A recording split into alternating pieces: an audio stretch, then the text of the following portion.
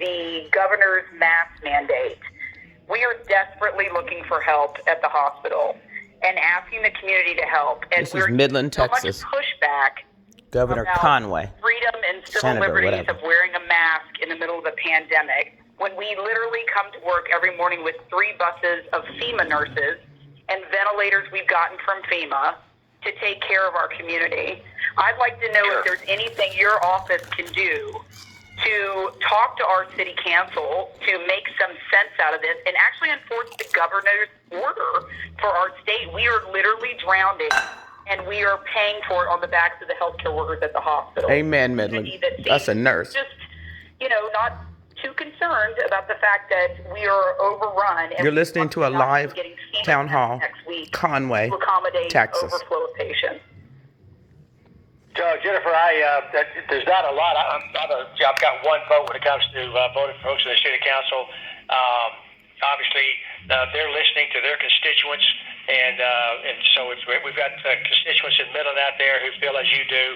They certainly need to be calling the mayor and the city council to encourage them to encourage others. I wear a mask. I wear it on the airplane. I wear it when I'm out and about. I wear it in stores. So I think it's a good idea to wear a mask. And I like other people wearing masks. It's a little uncomfortable, quite frankly, when I'm around folks who aren't. And so, but you've probably done a better job of motivating like-minded people to call. I would just be one call.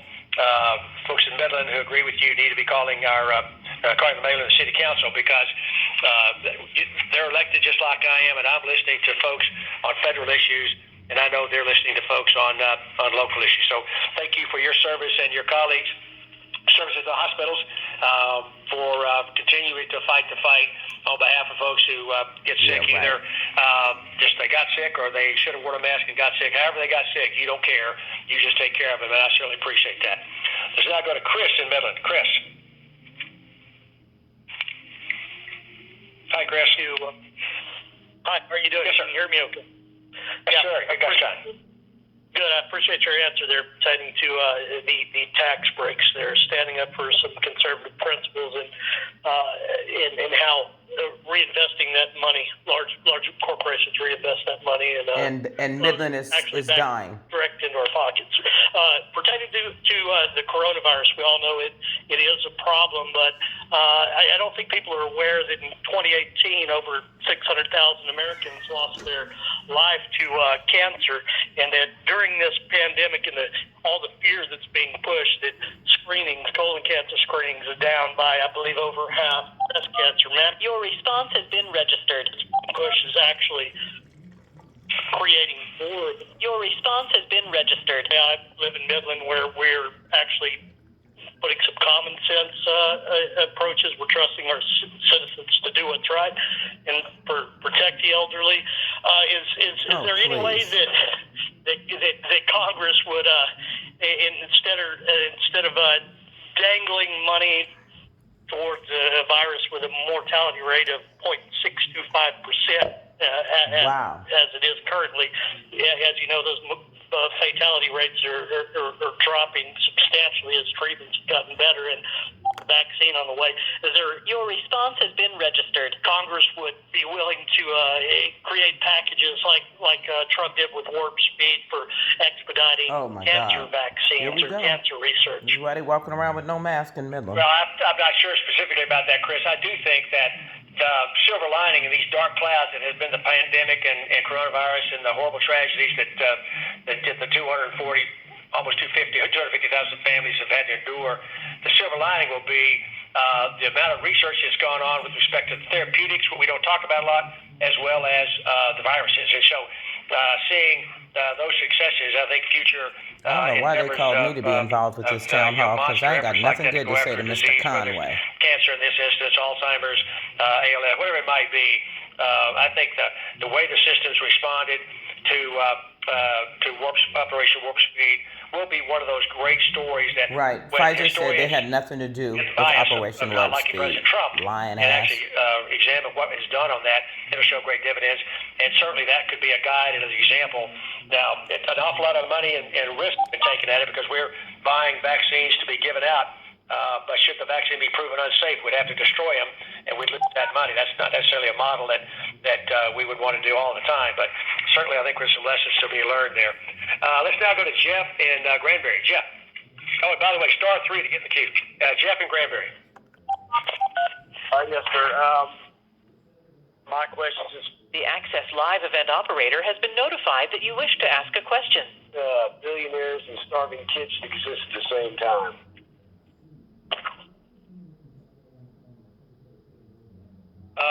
That is, Jeff? Okay, seeing the facts. Let's now go to Mary in Midland. Mary. Mary in Midland, you're up. Hello? Hi. Yes, ma'am. Hi. I was just kind Hi. of listening to you talk about talking to the other people on the line. Most of your blame always goes towards the other party, and that's the way Trump also does. He blames everybody, and he never has any fault at anything. Everything is the radicals and this and that, but where's y'all's responsibility for the people that voted you in? I'm sorry, Joy, where's the what for folks who get voted in? Where's your responsibility for what's going on? Hello. Look at him. He won't answer it. Hello. Hello? Hi, I'm just calling to confirm your name and location for Congressman Mike Conway. Yes, my name is Crystal Featherstone, and I do have a question. Okay. And you said Featherstone? Yes, sir. And can I get a location for you? Are you in Midland? Yes, sir. Okay, thank you. I'll add you to the queue. Thank you. Are better than they've ever been. You saw hearings all day today on Facebook and Twitter and the impact that they have on how this divide continues and we push each other further and further apart. Fox News has folks that do that every day. MSNBC and CNN, all those talking heads, they push the other direction. And so you and I as consumers have got to say, I'm tired of that. I'm not going to be a part of that program, and I'm going to shut up, quit trying to be a part of this divisiveness that's going on, and see the things that we do agree on, which are far greater than the things we disagree on. And those where we do disagree, just quit being disagreeable about it.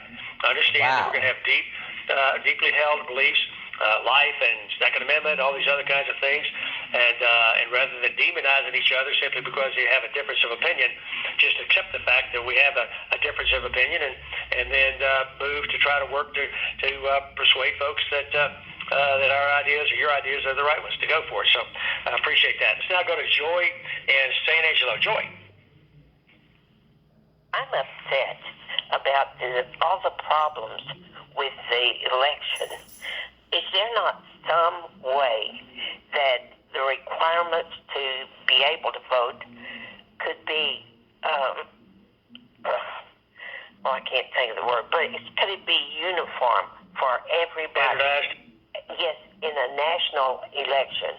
The state elections, I don't care what they do, but for a national election, You don't care about the state why election? couldn't they That's require a dumb statement. fingerprint ID and a photo ID and a signature if it takes it? Why must we allow someone to vote as many times as they want to? They don't do that. Well, Joy, That's we not shouldn't done. do that. The Constitution, 10th And there's Amendment, no proof of that. reserves to the states the opportunity to conduct fair and free elections. And for the most part, that's what's happened. There's a deep divide in our nation in that regard. My Democrat colleagues do not believe that a photo ID is an appropriate That is not true. check on That is voter not fraud. true. That is a lie. However, when Eric Holder spoke to the NAACP in Houston, Texas a few years back, he was promoting the idea that you don't need voter IDs to vote, but you had to have a photo ID to get in the arena to listen to him speak. I do think that's a bit of a different standard for what's going on, because I think voting is a lot more important than listening to anybody speak in that regard. So we all have ideas about how to make it better. We in Texas have got to make sure that Texas conducts its elections properly, and the folks who live in these other states do as well. Coming out of this, there may be some sort of a movement to look at that idea, but right now, the Constitution reserves to the states the ability to run their own election. So, but I think your conversation and others are going to promote a conversation about whether or not that's a good idea. But just know there are deep divides among folks. You just mentioned several ideas, several ways to ID people. My Democrat colleagues think that is terrible, and it is voter suppression in some form or fashion. Let's try to go to Irvin in Llano. Irvin. Yes, I would like for you to use all the possible influence that you can to our Republican colleagues. I am sick and tired of the Republicans standing down and not having enough guts to stand up and say enough is enough. We need our Republican representatives to stand together, and we need to make sure that they stand for the Constitution. And I would like to make sure that no one has the opportunity to put any legislation forward that would take our rights to bear arms away. Ain't nobody trying to do that. If they take that away, then we as a citizenry are disabling ourselves because you could just see him sitting on his front porch with a Confederate flag and a shotgun. So the good news is, Irving, is that we've got the Second Amendment standing up for us without we got the Second Amendment, you nut. Bad news is that if we don't win one of the two seats in Georgia, then your Second Amendment rights and my Second Amendment rights are in jeopardy. Because Nancy Pelosi will still have a majority in the House of Representatives. If Biden wins the presidency, he'll be there. And then if the Democrats control the Senate, Chuck Schumer will change the filibuster rule, I believe. He's already said that if they win one of those seats, both those seats are going to change the world, change America, that they will then see legislation going after your quiet right to bear arms and to maintain weapons. So now, as to Republicans, it's an issue by issue. I've not seen any divide among Republicans with respect to defending Second Amendment issues, but there may be some others where Republicans have different ideas. But on those core beliefs like that, you'll see Republicans in the House and the Senate defending the Second Amendment as vigorously as we possibly can. But winning one of those two or both those two seats in Georgia and the Senate is of paramount importance to be able to maintain some sort of a check against the left-hand swing that President Biden would do, and certainly Nancy Pelosi has been doing for the last 2 years. So thanks for that, Irving. Let's now go to Dale in San Angelo. Dale. Here we go. The farmer in the Dale. I am very happy that you're doing this particular format. So thank you. Really, two questions for you. One is, as President-elect Biden prepares to come into office, he's not getting the presidential daily briefings, and that seems to be a problem for our national security as we move forward. And then the second part also follows up on the Second Amendment piece of it.